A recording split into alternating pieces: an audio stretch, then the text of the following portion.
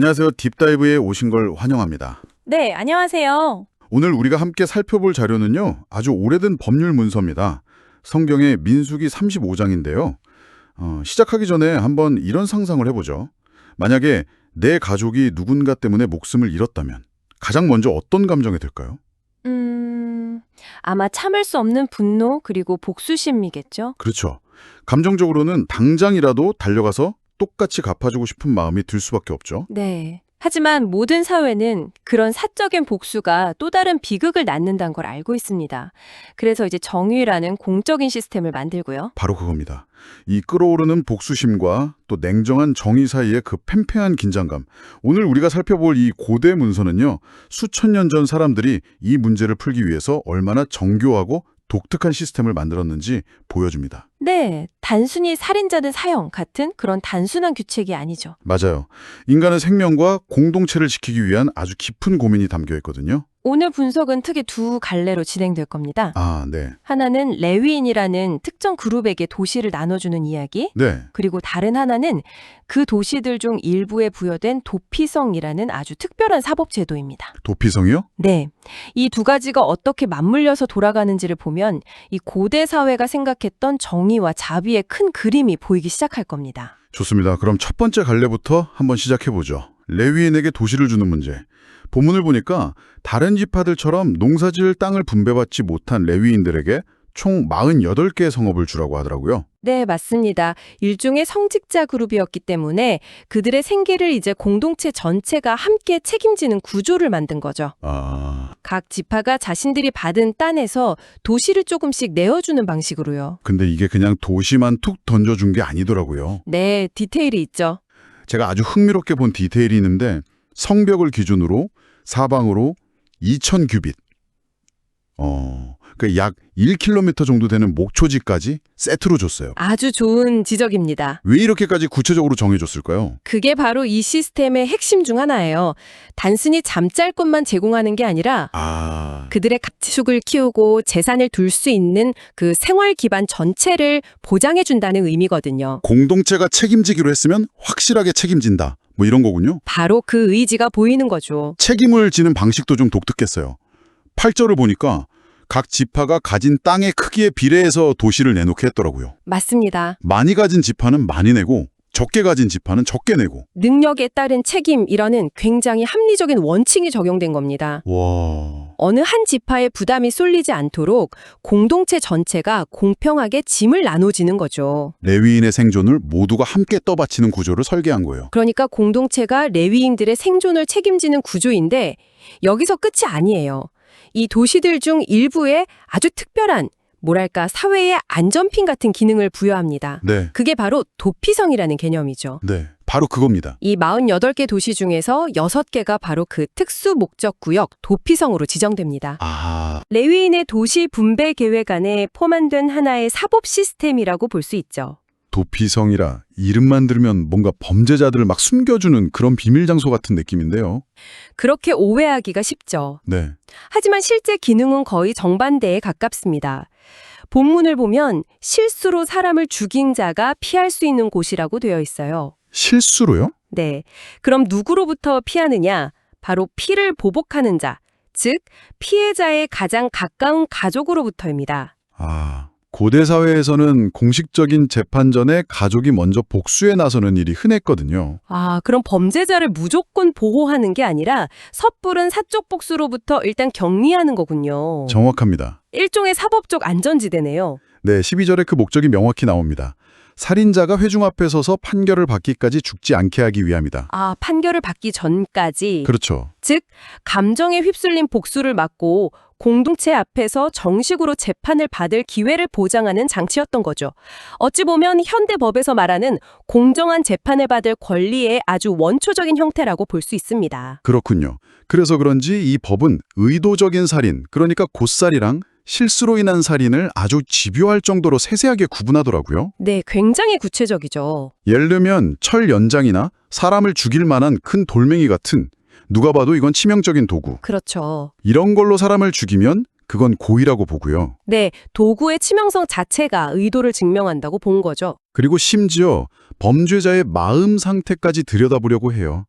미워하는 마음으로 밀쳤거나 기회를 엿봐서 무언가를 던졌거나 원한을 품고 때려 죽인 경우 와, 이런 내적인 동기가 있으면 고의적인 살인으로 판단합니다. 수천 년 전 법이 사람의 동기까지 판단 기준으로 삼았다는 게 저는 이게 참 놀라운데요. 굉장히 정교한 접근 방식입니다. 범행에 사용된 도구라는 외부적인 증거랑 미움이나 원한 같은 내적인 동기까지 종합적으로 고려해서 의도성을 판단하니까요. 네네. 반면에 우발적인 살인은 원한 없이 우연히 보지 못하고 돌을 던졌는데 사람이 맞는 경우처럼 의도가 없었다는 정황이 명확한 경우로 한정하고요. 그 결과는 정말 하늘과 땅 차이입니다. 그렇죠. 재판 결과 고의적인 살인자로 판명되면 반드시 죽음으로 죗값을 치러야 하고 피해자의 가족인 피를 보수하는 자가 그 형을 집행할 권리를 갖습니다. 네. 공동체의 판결을 거쳤으니 이건 더 이상 사적 복수가 아니라 공적인 형 집행이 되는 셈이죠. 맞습니다. 공동체가 그 복수의 정당성을 인정한 거죠. 자, 그럼 재판에서 실수였다고 판명되면 어떻게 되나요? 그 사람은 이제 완전히 자유로워지는 건가요? 그렇지가 않습니다. 바로 이 지점이 도피성 제도의 핵심인데요. 아, 그는 자신이 피신했던 그 도피성으로 다시 돌아가야 합니다. 다시요? 네. 그리고 아주 중요한 조건이 붙죠. 바로 당시에 대제사장이 죽을 때까지 거기서 살아야 한다는 겁니다. 대제사장이 죽을 때까지요? 그게 1년이 될지 뭐 10년이 될지 아무도 모르는 거잖아요. 그렇죠. 만약 그 전에 도피성 밖으로 한 발짝이라도 나가면 어떻게 되는데요? 법의 보호를 잃게 됩니다. 27절을 보면 피를 보소하는 자가 도피성 밖에서 그를 만나 죽여도 죄가 되지 않는다고 못 박아놨어요. 와, 이건 단순한 보호 조치가 아니라 사실상 무기한 유배형에 가까운 엄중한 처벌입니다. 그렇네요. 비록 의도치 않았더라도 한 사람의 생명을 앗아간 행위에 대한 책임을 져야 한다는 거죠. 잠깐만요. 근데 여기서 좀 이상한데요. 왜 하필 대제사장의 죽음이죠? 네. 그 사람의 죄랑 대제사장의 죽음이 대체 무슨 상관이 있는 건가요? 너무 자의적인 기준 아닌가요? 그게 바로 고대 사회의 세계관을 이해하는 핵심입니다. 세계관이요? 네. 오늘날 우리는 개인을 완전히 독립된 존재로 보지만 그들은 공동체를 하나의 거대한 유기체처럼 생각했어요. 그리고 대제사장은 그 공동체 전체를 대표하는 상징적인 인물이었죠. 신 앞에서 공동체의 모든 죄를 책임지는 사람이었습니다. 아, 그러니까 대제사장의 죽음은 그냥 한 개인의 죽음이 아니라는 거군요. 그렇죠.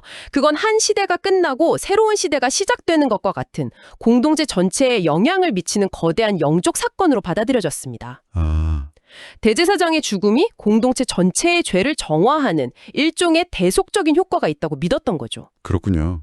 그래서 개인의 실수로 시작된 비극이 공동체 대표의 죽음이라는 거대한 사건을 통해 비로소 종결되고 사회 전체가 새로운 질서로 나아갈 수 있게 되는 겁니다. 개인의 운명이 공동체의 운명과 아주 깊게 엮여 있다는 세계관이네요. 흥미롭습니다. 자, 그럼 이 법의 마지막 부분을 좀 보죠. 이 모든 제도를 떠받치는 몇 가지 핵심 원칙들이 나오더라고요. 네, 법조항들을 쭉 나열한 뒤에 이 법이 어떤 철학 위에 서 있는지를 밝히는 부분이죠. 첫 번째가 30절. 한 증인의 증거만 따라서 사람을 죽이지 말라는 원칙. 이건 뭐 지금 봐도 너무나 당연하고 중요한 원칙 아닌가요? 맞습니다. 억울한 사람이 나오지 않도록 최소한 안전장치를 마련한 거잖아요. 네. 현대 형사소송법의 증거주의와도 맥이 닿아 있죠. 그리고 더 놀라운 원칙이 그 뒤에 나옵니다. 어떤 거죠? 바로 속전, 즉 돈으로 죄를 무마하는 행위를 철저하게 금지한다는 점입니다. 아, 그 부분. 고의로 살인한 사람은 돈을 내고 목숨을 구걸할 수 없고 네, 도피성에 있는 사람도 돈을 내고 형기를 줄일 수 없다고 명시했죠. 잠깐만요. 그럼 부자라고 해도 돈으로 이 문제를 해결할 방법이 전혀 없었다는 거네요. 바로 그 점이 충격적일 만큼 현대적입니다. 와, 인간의 생명은 돈으로 환산할 수 없다는 원칙을 수천 년 전에 못 박아둔 거죠. 사회적 지위나 부가 정의를 비껴갈 수 없다는 선언이에요. 부자든 가난하든 사람을 죽인 문제에 있어서는 똑같은 법에 적용을 받는다는 거군요. 그렇죠. 그리고 이 모든 법의 가장 깊은 곳에 있는 이유, 그러니까 신학적인 배경이 마지막 구절에 나옵니다. 아, 네. 너희는 너희가 거주하는 땅을 더럽히지 말라. 피는 땅을 더럽히나니 피 흘림을 받은 땅은 그 피를 흘리게 한 자의 피가 아니면 깨끗해질 수 없다. 피가 땅 자체를 더럽힌다는 개념이군요. 왜 그렇게 땅의 정결함을 중요하게 생각했을까요? 그 답이 바로 마지막 34절에 있습니다. 뭐라고 되어 있죠? 이는 나 여호와가 이스라엘 자손 중에 거함이니라. 아, 즉 이 모든 법은 단순히 사회 질서를 잡기 위한 인간들 사이의 약속이 아니었던 거예요. 아, 그런 게 아니군요. 네. 신이 우리와 함께 살고 있기 때문에 우리가 사는 이 땅과 공동체를 신성하게 지켜야 하는 종교적인 의무였던 거죠. 살인은 한 인간에 대한 범죄인 동시에 신이 거주하는 신성한 공간을 더럽히는 행위로 간주된 겁니다. 와, 그렇군요. 오늘 우리는 민수기 35장이라는 고대 문서를 통해 복수라는 인간의 원초적인 감정과 정의라는 사회적 시스템 사이에서 균형을 잡으려 했던 아주 정교한 노력을 엿봤습니다. 네. 공동체가 구성원의 생계를 책임지는 방식부터 의도와 실수를 구분하는 법의학적인 접근, 그리고 도피성이라는 독특한 사법적 안전지대까지. 이 모든 것의 중심에는 피해자 가족의 정의 실현 요구와 가해자라 할지라도 공정한 재판을 받게 하고 자비를 베풀려는 공동체의 요구, 그 사이에 팽팽한 긴장감이 있습니다. 네, 그 긴장감이요. 도피성이라는 제도는 바로 그 아슬아슬한 긴장감 위에서 줄타기를 하기 위해 만들어진 아주 창의적인 사회적 발명품이었던 셈이죠. 정말 정의와 자비라는 두 개의 추 사이에서 균형을 잡으려는 깊은 고민이 느껴지네요. 자, 그럼 마지막으로 청취자 여러분께 생각할 거리를 하나 던져드리고 싶습니다. 네, 이 논의를 여러분의 생각으로 이어갈 시간이죠. 오늘 살펴본 것처럼 실수로 살인을 저지른 사람의 최종적인 사면은 그 사람 자신의 어떤 노력이나 반성과는 아무런 관련이 없었습니다. 네, 그렇죠. 오로지 공동체의 영적 대표인 대제사장의 죽음이라는 개인의 통제를 완전히 벗어난 외부의 사건에 달려 있었죠. 네, 운명이 내 손 밖에 있는 사건에 의해 결정된다는 개념. 오늘날의 우리에겐 좀 낯설게 들릴 수도 있죠. 바로 그 지점입니다. 개인의 회복과 구원이 이처럼 공동체 전체가 함께 겪는 거대한 사건과 연결되어 있다는 것. 개인의 운명과 공동체의 운명이 이렇게까지 깊게 얽혀 있다는 이 고대 사회의 세계관이 오늘날 우리에게는 어떤 의미로 다가올까요? 한 번쯤 깊이 생각해 보시는 건 어떨까요?